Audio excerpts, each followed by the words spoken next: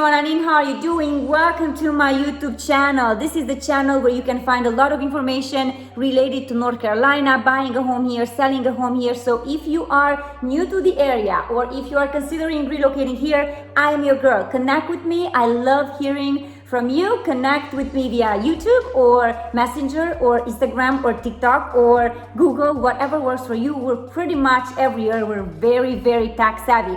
In today's video, I am going to talk to you about a very hot subject, which is new construction versus resale. So if you are into new construction, you might hear things that are not quite as appealing. And if you would love to buy an older home and you're not into new construction, this video is definitely for you as well. So stay tuned.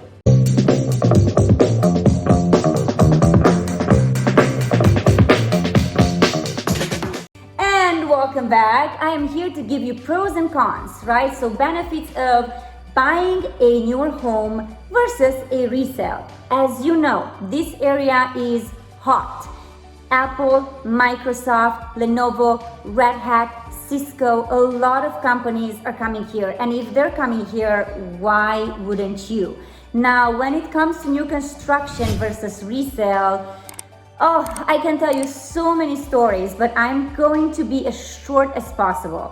This is the thing. New construction with COVID, the pricing has increased like crazy.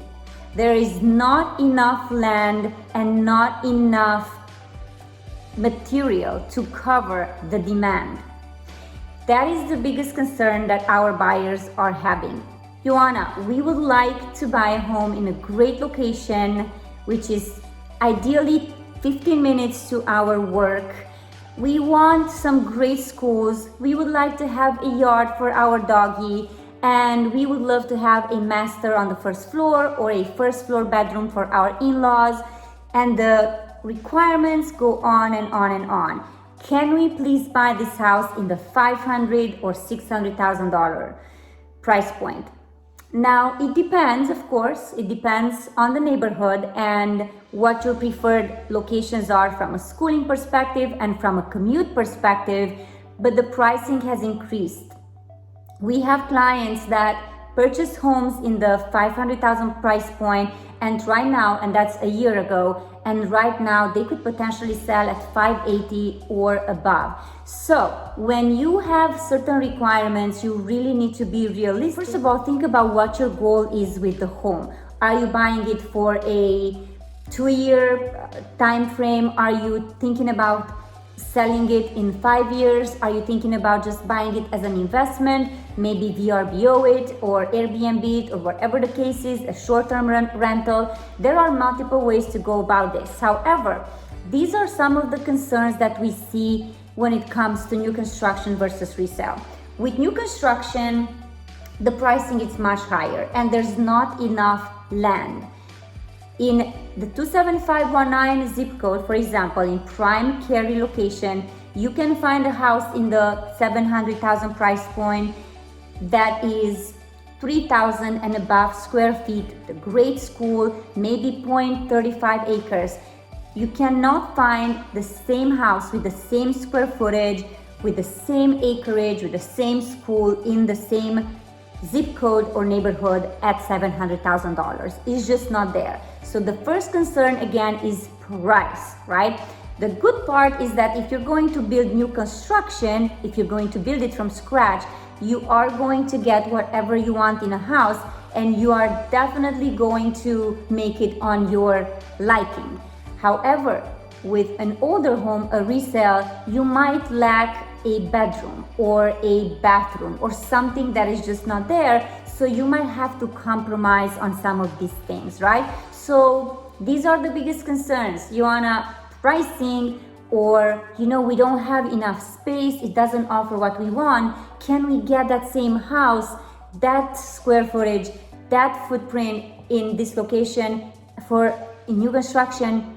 Probably not. So these are the biggest items, right? Also, a lot of clients are talking about, are asking about septic system well.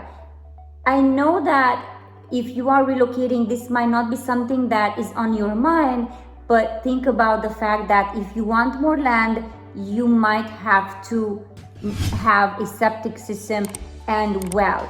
If you have a septic system that is permitted for a certain amount of bedrooms, which means that if you are considering adding more bedrooms to that particular house, you need to re-permit, you need to add another system and so on. So there are other items that you are going to have to consider.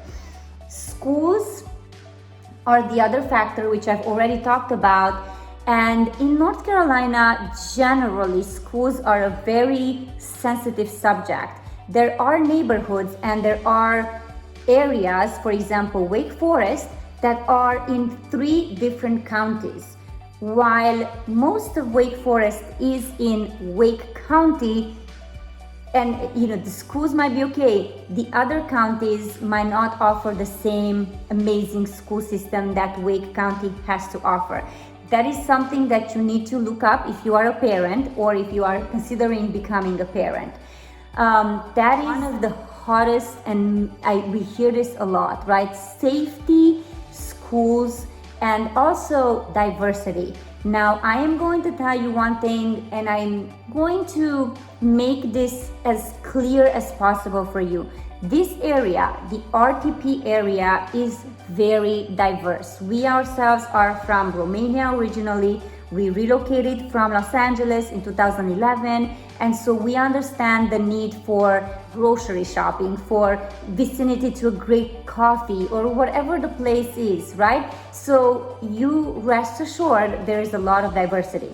However, with a lot of new construction that is further away, let's say that you are loving the Raleigh area or you are loving the Cary area, the hot neighborhoods, right?